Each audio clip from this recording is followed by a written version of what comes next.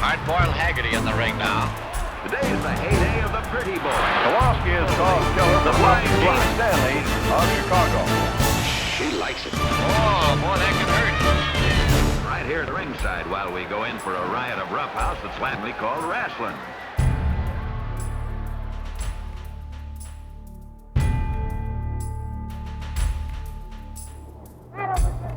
The Baron hanging on to an arm lock as Yukon straining, and he breaks the hold, reverses the hold. And with a mighty bill, he sends the Baron right across the ring. Well, there you are, fans. A man the size of the Baron, thrown like a fly by Yukon Eric. Takes Eric in a body scissors, and Eric out in a body scissors. And crash, down came the big arms of Yukon Eric. And the Baron, completely mystified. He doesn't know how to handle this big man. Yukon Eric was born Eric Holmback on the 21st of April, 1916, close to Everett, then known as the city of smokestacks, or the lumber capital of the world. Just a short distance away was the town of Monroe in Snohomish County in Washington State. It is here Eric was born in a year that Monroe recorded its heaviest snowfall, a depth of over 4 feet. It looked just as bleak in Europe as the Battle of the Somme raged on in World War I. Eric was the only son to Eric and Lisa Holmback. A generation earlier, the Holmbacks had left Sweden for a new life in the USA. To go with their new country, they had a new name, changing their name from Olsen to Holmback. Holmback was the name of their family farm back in Sweden, and it meant bend in the river, very appropriate for a family now living next door to Puget Sound. As seen in his family picture, young Eric was a strapping boy and loved to show off his strength to his dad and many uncles. All of the men of the Holmback family made their living in the USA as lumberjacks, a profession Eric would later claim as his own. The Holmback's men were known for their size and strength and had frequent physical battles with the local logging company goons over Union rights. And despite it being the roaring 20s, for most, including the Holmbacks, it was still hard times. But the Holmback family grew, and as it did, their modest prosperity allowed for the purchase of a family car. Eric spent his early school days at Wagner School District number 40. He was a good and well-behaved student, as were all his sisters. At Monroe Union High School, Eric played tackle for the high school football team. Another member of that team was fullback Lee Orr. He was to become a close friend of Eric for the next 6 years. Lee still remembers how Eric would always be standing on his toes in an effort to look even taller, and how together they would try to find summer work and got paid 7 cents an hour. They would sometimes spend their hard-earned money at the old Monroe movie theater, watching to-be-continued movies like Battling Buffalo Bill, starring the late Tom Tyler. They also both played on the high school winning basketball team. Lee states that the big city of Seattle was 50 miles away, and the boys with no means of public transport found it too far to travel. Consequently, they knew very little of the outside world and spent most of their days playing sports or hiking in the hills and swimming in the local lake. Lee lost touch with Eric after high school. Lee went on to become the U.S. track and field quarter-mile champion and ran in the 1936 Olympics in Berlin, Germany, where he ran against the great Jesse Owen. Lee was to return to Germany 8 years later, but this time with the U.S. Army. Meanwhile, Eric went on to become the state wrestling champion and tried a little pro wrestling before also answering the call and joining the U.S. Army. Eric was honorably discharged from the Army in 1946 with the rank of corporal. But it was during his service that he met Man Mountain Dean, who convinced Eric that upon his demob from the Army, he should take up the life of a professional wrestler, a profession he took to like a duck takes to water. I think he was one of the strongest men we ever had in the world. Yukon Eric and Milo Steinborn were the two strongest wrestlers I ever wrestled. Yukon Eric would do a pullover. I saw him do this in Dallas, Texas. A pullover is lying on a bench and then having a weight and back and then reaching back and from that position on a bench, bringing it up, and this is called a pullover. 400 pounds. And I've never seen anyone do more than 250. And I said, Eric, I said, that's unbelievable. He said, well, I can't do much, but I can do that. I said, that's a hell of a lot, my friend. As a wrestler, I would rate Yukon Eric #1. He had a great gimmick with his lumberjack thing, and he was an accomplished performer or wrestler, whatever you guys want to call it. But I thought he was a great guy. It was, you know, the little funny Elvis thing, and weighing 210 pounds, wrestling 240, 50, up to 300-pound wrestlers. He thought I was a courageous little guy and admired me for that. I'm assuming that he admired me for that because we stayed in touch and talked with each other on the phone and stuff for 10, 12 years. And he was a great guy. Eric, he's got a 58-inch chest that when he takes a deep breath and it's fully expanded is 67.5 inches of chest. Man, there is a lot of man. He is so strong that he sometimes breaks holds just by taking a deep breath. A fellow once said that in a small room with him, you'd never ask him to take a deep breath because he'd consume all the oxygen. He's a big man.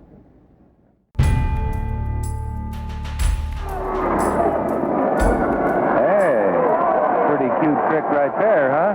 Watch now. Watch. Watch. Lower the boom. Boom. By the early 50s, come rain, wind, or snow, the image of the newly named Yukon Eric, bare-chested and barefooted, either driving his beloved convertible or walking the streets of the town he was appearing in, was a common promotional event. Yukon Eric was really colorful.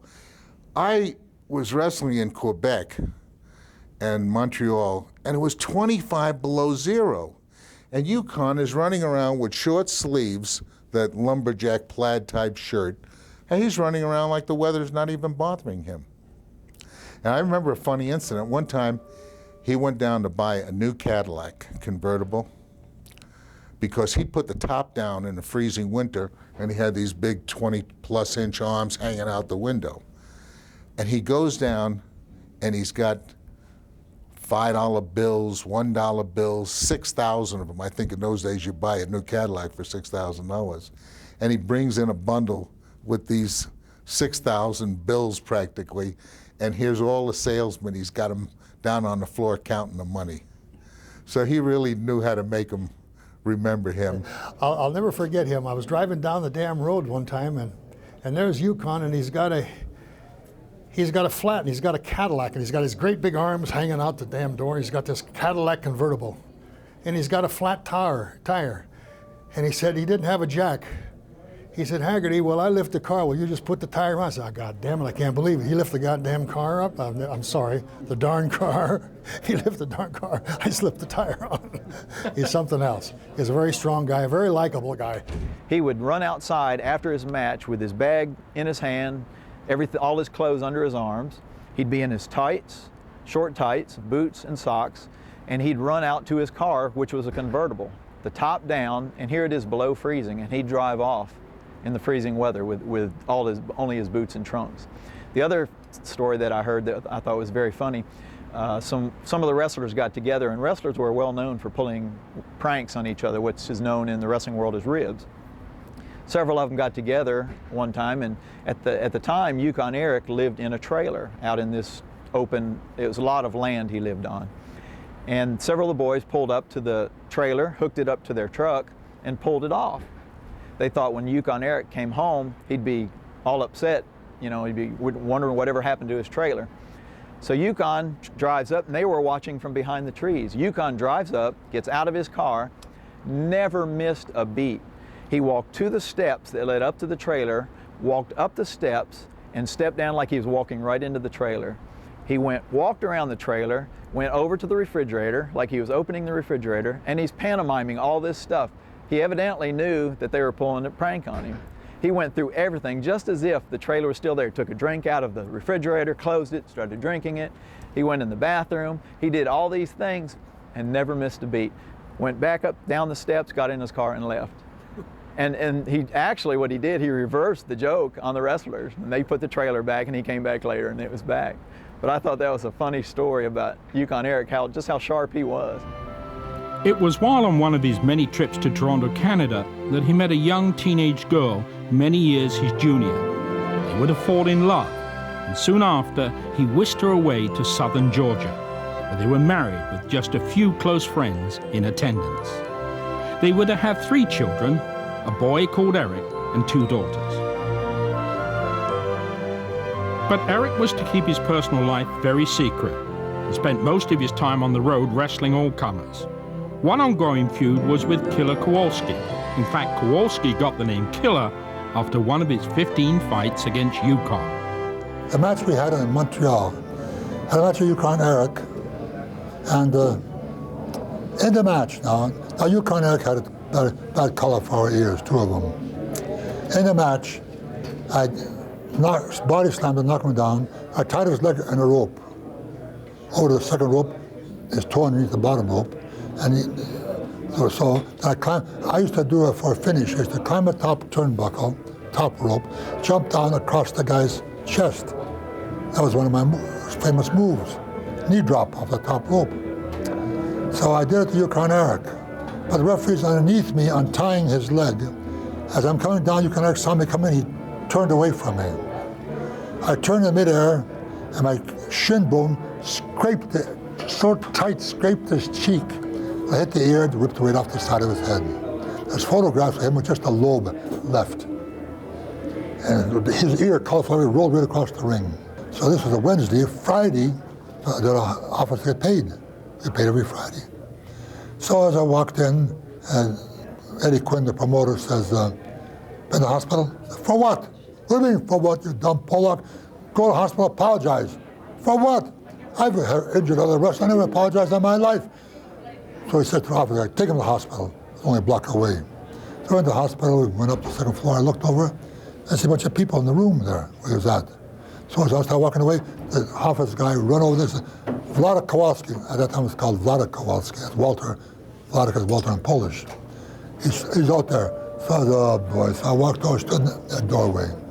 Looked across the room, here's Yukon Eric sitting at the edge of the bed, feet on the floor, and his head is pounded around and around, bandaged, around, bandaged. The first thought that came to my mind was Humpty Dumpty sitting on the wall. So I started laughing. Next day in the paper, Montreal Gazette. Wladek Kowalski visits Yukon Eric in the hospital and laughs at him. Well, the following Wednesday, Montreal Forum again. People throw them garbage and junk at me, everything like that. "You're an animal, you're a monster, you're a killer." That was it. The name stuck. Killer Kowalski. Oh, no. Yukon Eric was a big fan favorite wherever he wrestled. In 1953 in Chicago, in a tag team match against Sky High Lee and the Mighty Atlas, Eric's partner Vern Gagne sat back to enjoy the fun as Eric showed off his incredible prowess as a wrestler.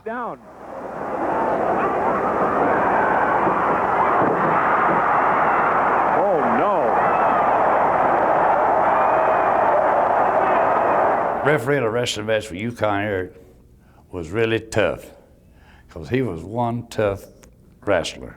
I don't care what anybody says, he was tough. 7 days a week, if he wrestled 7 days a week or 1 day a week, he was real tough. And I mean, he was a machine. That Eric is clobbering him, and now he clobs the referee. Eric is gone mad, because he can get disqualified for that. Here he goes again. I think Eric's gone out of his mind. Well, outside the ring, he was all right. But inside the ring, man, he'd give you hell. Pardon my French. I mean, It push you. You know, there wasn't too many rules in them days. They'd get away with quite a bit. It would be one of my tougher matches. I would always get disqualified. I said I couldn't take this guy. I'd get disqualified. That would be the easy way out, is to get disqualified. Because actually the name was Hard Boiled Haggerty, so they expected me to be tough and rough. So I'd just say, boy, to wrestle this guy, like, you know, it's like wrestling Luthez. Not according to Yukon. He hit the referee twice. That's an automatic suspension. Gonna need some policemen to get this guy out, and they're gonna need about 40. Yukon Eric lost his head. Hits him again.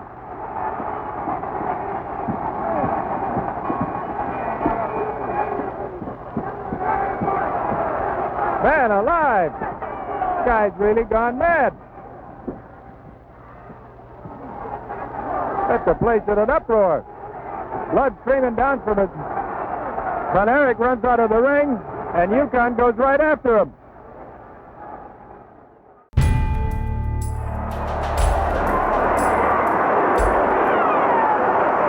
Uh-oh. There's a big one caught in the rope.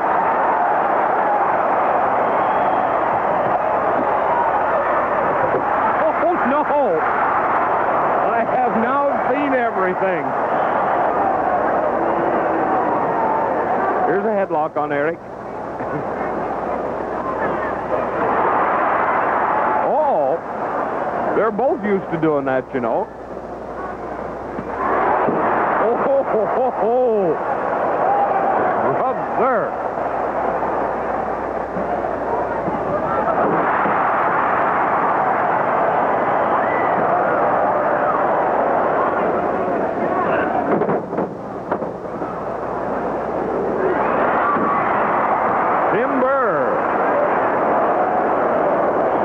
Lee looks at him. He doesn't know what to do with his Eric. Full Nelson on him.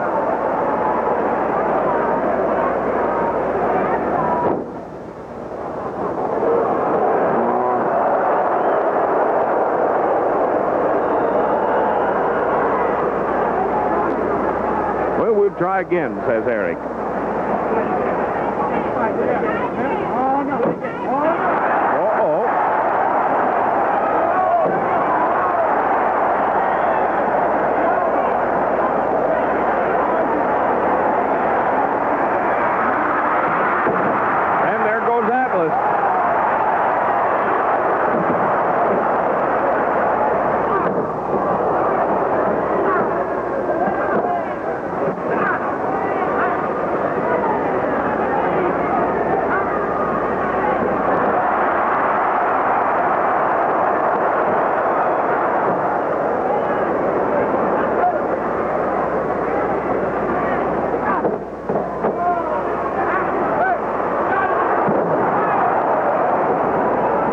See if he can hang onto his wrist lock.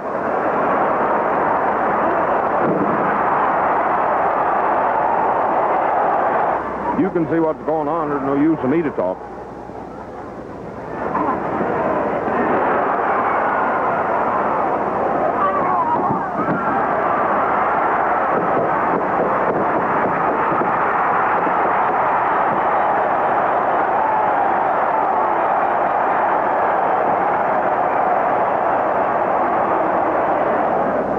Winner of the first full 13 minutes and 54 seconds, the team of Yukon Eric and Vern Gagne.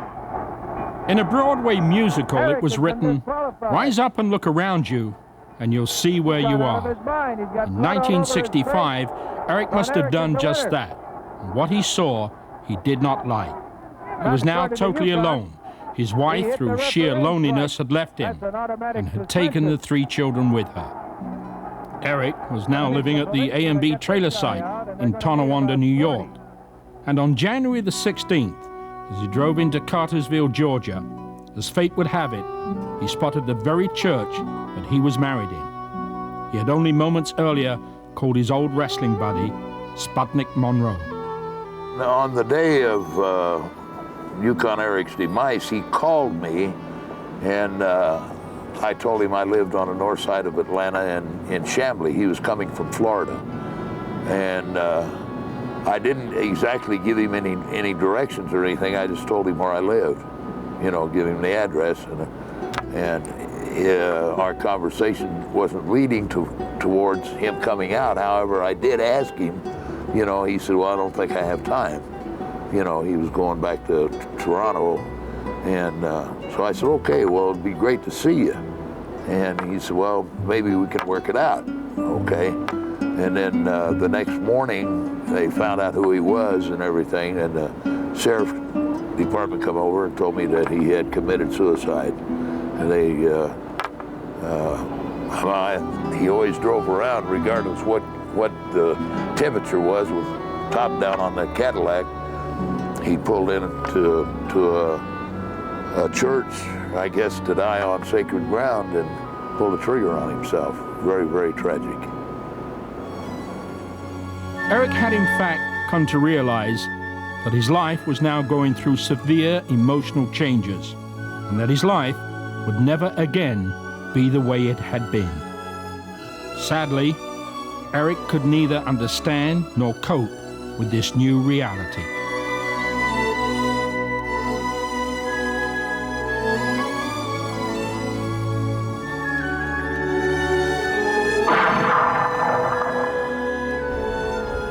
What I know about Yukon Eric shooting himself is that he was very depressed. And I don't know that that was very well known until that actually happened. As a fan at the time, I knew of Yukon Eric. I saw his matches on television, and for all I knew, he was a big success. However, the newspapers brought out later that he was battling some depression, some personal problems, and it's just amazing that someone you see as being so successful in life would have problems that we don't know about and would resort to taking their own life. Which is terrible, because it was really a loss, because Frank Tunney and Toronto and myself really liked the guy. We loved the guy. We thought he was a superman and a wonderful, super guy to be around. And we were always, if at the slightest excuse, we would go to lunch with him or something, because he's a good guy. And not all of them are. You know, looking back on Yukon Eric, he wasn't much of a talker, or, you know, if he said something, it was right down to the bone. It didn't do a lot of talking. He was just one hell of a guy.